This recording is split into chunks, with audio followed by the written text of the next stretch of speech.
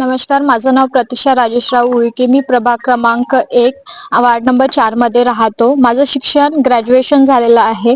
मी या अगोदर विधानसभेच्या मतदानमध्ये वोटिंग पण केलं आहे आणि माझं वोटिंग लिस्टमध्ये नाव आलं.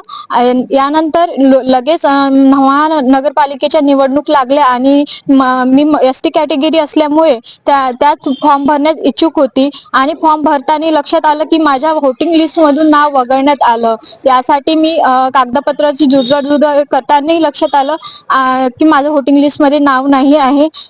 याबद्दल मी या नगर परिषद मध्ये पण अर्ज दिला आणि दोषी व्यक्तीला कारवाई करावी यासाठी पण जिल्हा अधिकारी साहेबाकडे पण अर्ज केलेला होता.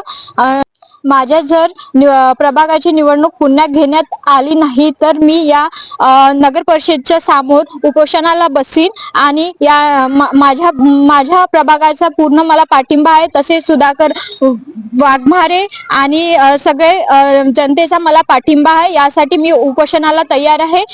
याच्यावर त्यांनी निर्णय घ्यावा. डॉक्टर बाबासाहेब आंबेडकर यांनी घटनेमध्ये सर्वांना उभं राहण्याचा आणि मतदान करण्याचा अधिकार दिला आहे.